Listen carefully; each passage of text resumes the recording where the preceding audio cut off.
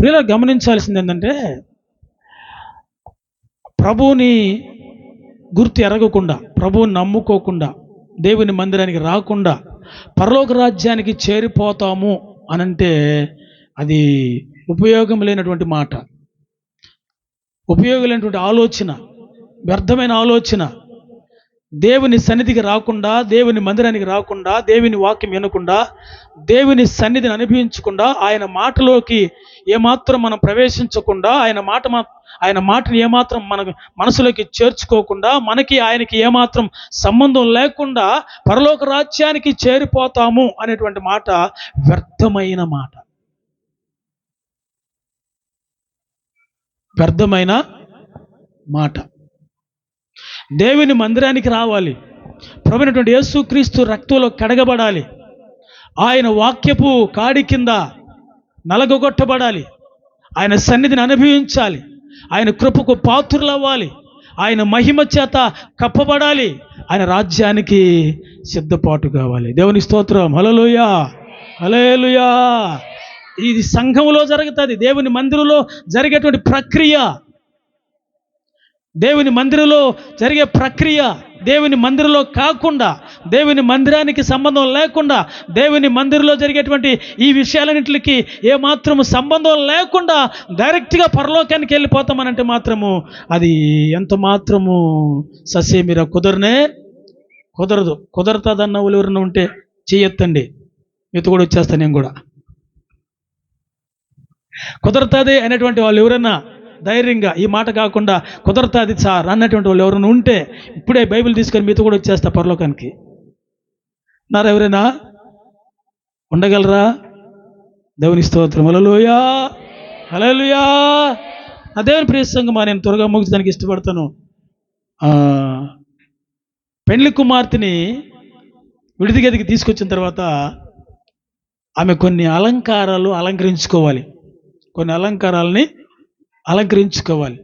పరిశుద్ధ గ్రంథంలో అలాంటి అలంకరణలు అలంకరించుకున్న వాళ్ళు చాలామంది ఉన్నారు.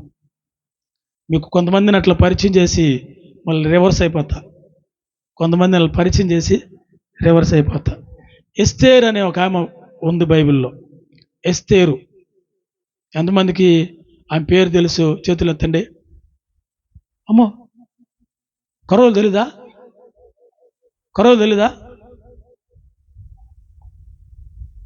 ఆ పేరు చాలామంది తెలీదు. ఎత్తే వాళ్ళు కూడా సగం ఎత్తున్నారు, అంటే సగం పేరు తెలుసు. ఎస్తేరు కాదు, అందుకని సగం లేచింది చెయ్యి. పూర్తిగా లేస్తే ఎస్తేరు, సగం లేస్తే ఇప్పుడు చాలామంది ఆశీర్వాదం అని పేరు పెట్టుకోనుకో, ఆ సగం పేరు పిలుస్తారు, ఆశీ అని పిలుస్తారు. ఆశీర్వాదం రాదు అక్కడ, ఆశీ.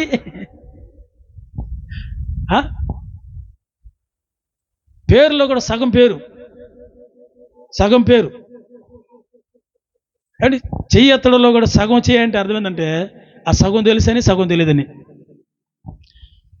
పరిశుద్ధ గ్రంథంలో ఉన్నటువంటి ఎస్తేరు అనేటువంటి ఒక ఆమె చరిత్ర అంతా చెప్పుకుంటూ పోవాలంటే సరిపోదు, ఉన్న మాటల్లో చెప్పేస్తాం, అంతా తెలుసు కాబట్టి. నేను ఇంకో మాట్లాడతా. తెలవని వాళ్ళు ఎవరు ఉంటే చేతులు ఎత్తండి. ఎస్తేరు గురించి తెలియని వాళ్ళు ఎవరు ఉంటే ఎత్తండి. అటు ఎత్తరు, ఇటు ఎత్తరు. ఏమంటే ఇటు ఎత్తితే ఏమంటారు, అటు ఎత్తితే ఏమంటారు. ఇటు ఎత్తితే ఏమని చెప్తారో ఒర్రే అనుకుంటాం, మళ్ళీ ఇటు ఎత్తితే అవునా అని అటు అనుకుంటాం. అందుకని ఏ బాధ లేకుండా గప్పు చీపునుంటే యేసు రక్తమే జయం. అది మంచి అలవాటు కాదు. తెలిస్తే ఎత్తాలి, లేదంటే గమ్ముగా ఉండాలి. తెలియదంటే ఎత్తాలి, లేదంటే గమ్ముగా అయిపోవాలి.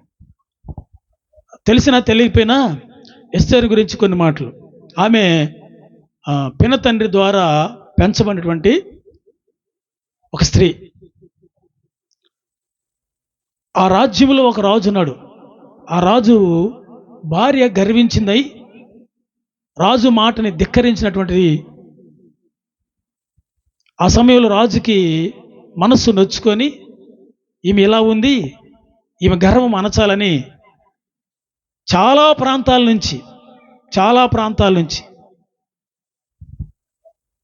వివాహం కానటువంటి కన్యకలందరినీ పిలిపించి ఈమె లాంటి వాళ్ళు కాకుండా నన్ను గౌరవించి నన్ను ప్రేమించి నా మాట అంటే విలువనిచ్చేటువంటి ఒక భార్యగా నాకు కావాలి అనేటువంటి ఆలోచన ఆయన కలిగింది. ఇది చరిత్ర, ఇది చరిత్ర, ఇది చరిత్ర. ఈ చరిత్రలో ఆధ్యాత్మికమైనటువంటి విషయాలు చాలా దాగి ఉన్నాయి. ఆధ్యాత్మికమైన విషయాలు, ఆత్మ సంబంధమైన విషయాలు దాగి ఉన్నాయి. ఈ చరిత్రలు చాలామంది విని బైబిల్ని వక్రీకరించడం జరుగుతూ ఉంది. బైబిల్ని వక్రీకరించడం జరుగుతూ ఉంది. ఎందుకంటే ఈ విషయాలు చెప్పిన తర్వాత ఆత్మ సంబంధమైన విషయాలు చెప్పగలిగినప్పుడు వాటిని వినగలిగితే వాళ్ళు కానీ వాటిని వక్రీకరించడానికి అవకాశం వారికి రాదు, ఉండదు కూడా.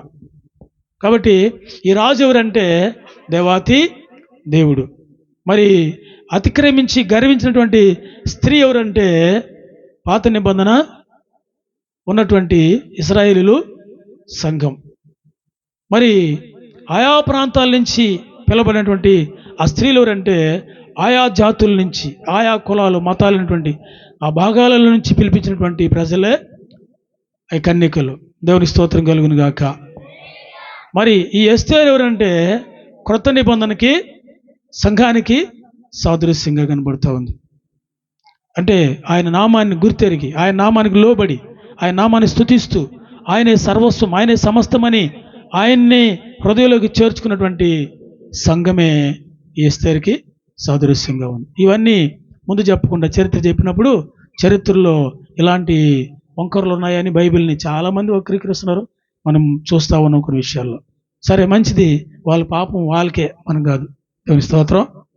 అది వాళ్ళకే, అదే సంపాదించుకున్న వాళ్ళకి సంపాదించుకున్నంత. కాబట్టి మనం పరిశుద్ధ గ్రంథంలో విషయాలకి మనం చోటిద్దాం. ఈ పేరు ఎస్తేరు. ఇప్పుడు ఈమెకి పినతండ్రి ఉన్నాడు. ఈ పినతండ్రి ద్వారా ఆ రాజు ఆ సంరక్షణలోకి, లేక రాజ్య విధానంలోకి వెళ్ళిపోయింది. అక్కడికి వెళ్ళిన తర్వాత ఎందుకు వెళ్ళిందంటే ఆ రాజు వివాహం చేసుకునే స్త్రీ ఎలా ఉండాలంటే ఆయనకు తగినట్టుగా ఉండాలి. మాటలో కానీ, పనులలో కానీ, నడుచుకోవడంలో కానీ, ప్రవర్తించడంలో కానీ ఆయనకి ఇష్టపూర్వకంగా ఉండాలి. అలాంటి స్త్రీ కావాలని రాజు ఇష్టపడి వాళ్ళందరినీ పిలిపించాడు. పిలిపించినప్పుడు వాళ్ళందరూ ఒకే ఒక వ్యక్తికి స్వాధీనం అయిపోయారు. ఆయన పేరేం పేరంటే హేగే. చెప్పండి గట్టిగా. గేగే కాదు, ఏగే. చెప్పండి గట్టిగా. మరి నాకు ఎట్లా పడుతుంది గేగే అని, నాకు ఎట్లా పడుతుంది గేగే అని పెడుతుంది నాకు. గేగే కాదు, హేగే. బాగా గట్టిగా ఇంకొక రోజు చెప్తే బాగా కనబడుతుంది. హేగే అనేటువంటి ఒక నపుంసకుడికి అప్పగించబడ్డారు వాళ్ళందరూ కూడా. ఎంతమంది